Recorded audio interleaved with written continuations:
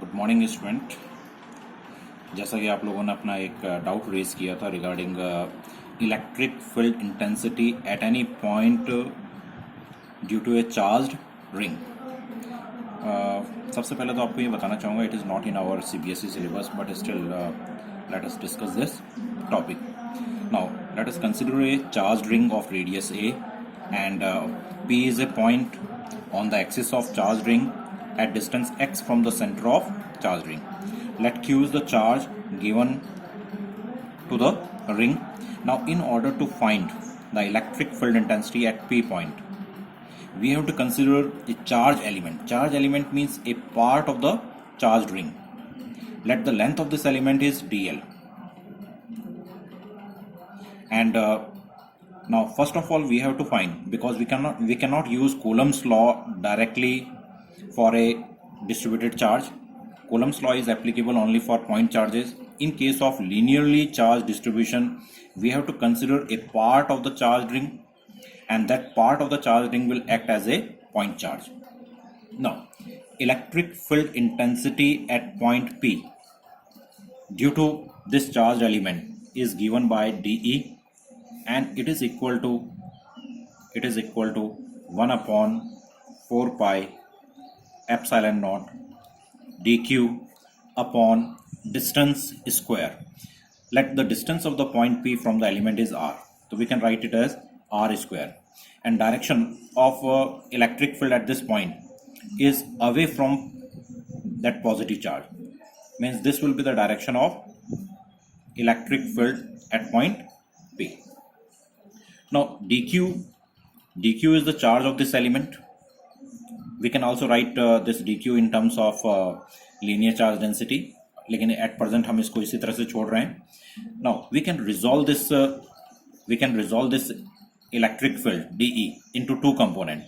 If this angle is theta, we can also mark this angle as theta. We can resolve this dE into two components. Along axis, the component can be written as dE cos of theta, and perpendicular to the axis we can write it as dE sine of theta.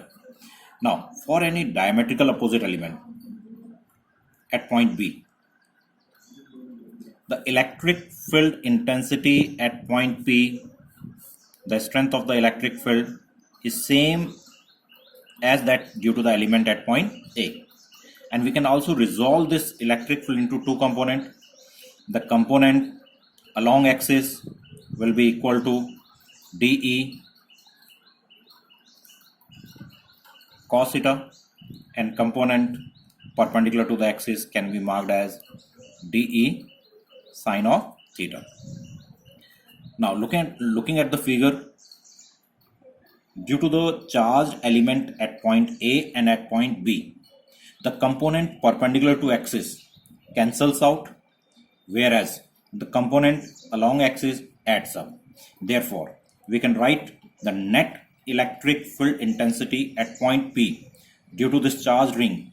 It is equal to the summation of all such electric field due to the small elements, and the electric field due to a small element which adds up is dE cos theta component.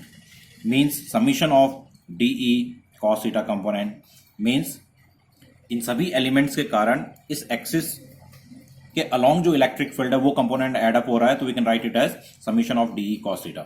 Summation sign can also be replaced by integration in case when the strength of electric field is very small or size of the element is very small.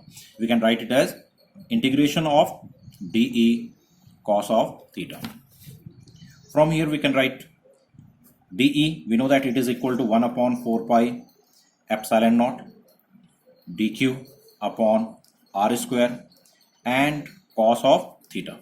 Okay, integration of 1 upon 4 pi epsilon naught dq and this r square from this figure,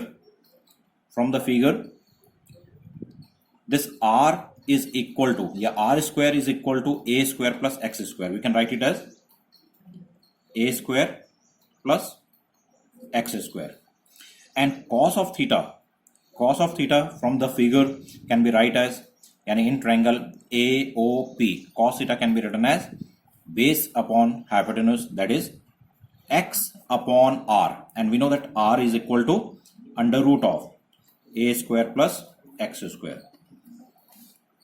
Therefore it can be written as 1 upon 4 pi epsilon naught. Okay, x, distance of the point from the center, is always constant. It can also be taken out from the integration sign, and this a square x square, or it can also be written as x square a square, its power is 1 and its power is half. तो इन दोनों की power को अगर add करेंगे तो ये आएगा 3/2, and within integration we have only dq. Now integration of dq means summation of all such charge elements, and which is equal to the total charge given to the charged ring. Means integration of dq,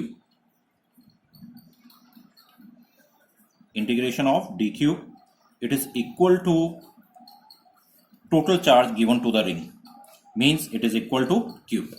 Hence it can be written as q upon 4 pi epsilon naught, and x भी है साथ में x square plus a square raised to power 3/2, and direction of this electric field is along axis.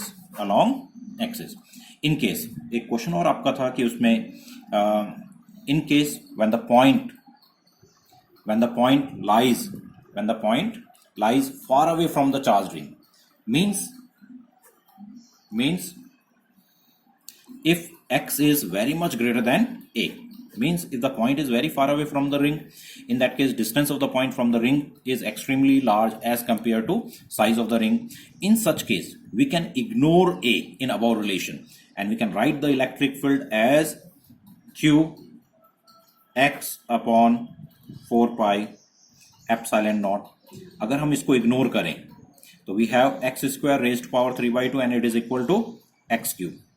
और x और एक x cancel होगा, और उसके according to it we have q upon 4 pi epsilon naught x square, and this relation resembles with relation due to the point charge. Means in case when point is far away from the ring, the charged ring behaves as a point charge. Charged ring will behave as a point charge. P is a point, ये distance x है. In that case electric field at that point is equal to q upon 4 pi epsilon naught x square. Means when point is far away, it will behave as a point charge. Okay, thank you.